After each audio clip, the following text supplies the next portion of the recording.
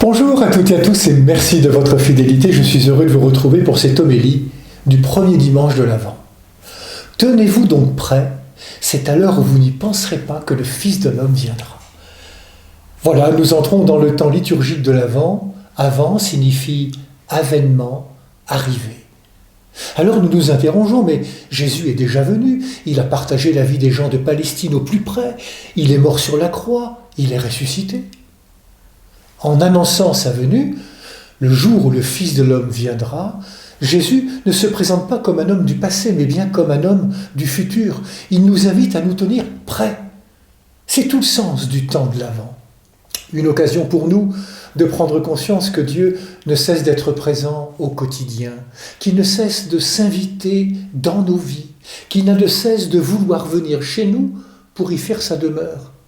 Il nous invite à vivre le présent avec cette espérance chevillée au cœur de le savoir déjà là, en train d'accomplir son œuvre de vie, de paix, dans la justice et la miséricorde.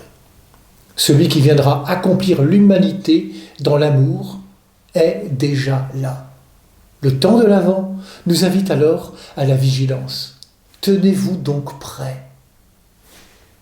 Par ces paroles parfois provocantes, le Seigneur ne veut rien d'autre que de susciter des hommes et des femmes debout, des veilleurs, des guetteurs. Cette vigilance qui engage tout notre être, toute notre personne, peut nous éviter de rater la visite du Seigneur. Rien n'est plus terrible que l'indifférence. Être vigilant, c'est, comme le Christ, s'intéresser aux œuvres de Dieu, sa création et ses créatures.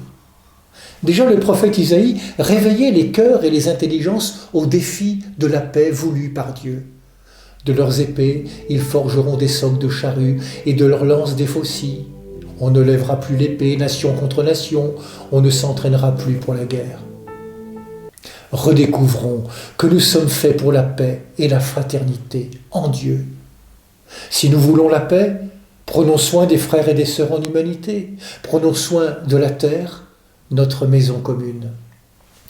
Comme l'écrivait un ami capucin décédé du Covid, c'est du fond des cœurs que naît toujours la guerre, c'est aussi du cœur que doit germer la paix.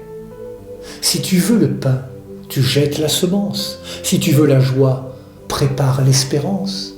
Guerre à la violence, armons-nous de tendresse. Si tu veux la paix, qu'as-tu fait de l'amour? Offre tes mains pleines à tous les démunis. Si tu veux la paix, prépare la justice. Voilà notre vigilance. Notre monde n'est-il pas comme au temps de Noé, marqué par des déluges? Nos vies ne sont-elles pas chargées d'incertitudes, de contradictions, de conflits insolubles, de menaces de guerre et de violence? Notre monde espère autre chose que ce qu'il est en train de subir. Il sent bien qu'il est appelé à plus grand, à plus beau. Être vigilant, c'est veiller. Et veiller, c'est le contraire de dormir. Nous dormons si nous fermons les yeux sur les situations de misère, d'injustice et de violence. Nous dormons si nous nous résignons en pensant « qu'est-ce que je peux y faire ?» Nous dormons si nous nous laissons endormir par les slogans de la publicité, de la propagande sous toutes ses formes. L'Écriture nous rabâche sans cesse cette consigne « tenez-vous prêts ». En apparence, Dieu semble absent.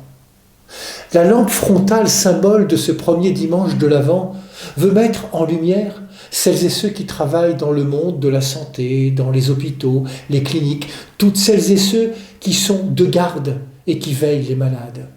Celles et ceux qui travaillent pour notre sécurité, les vigiles, les pompiers, les militaires, les gendarmes.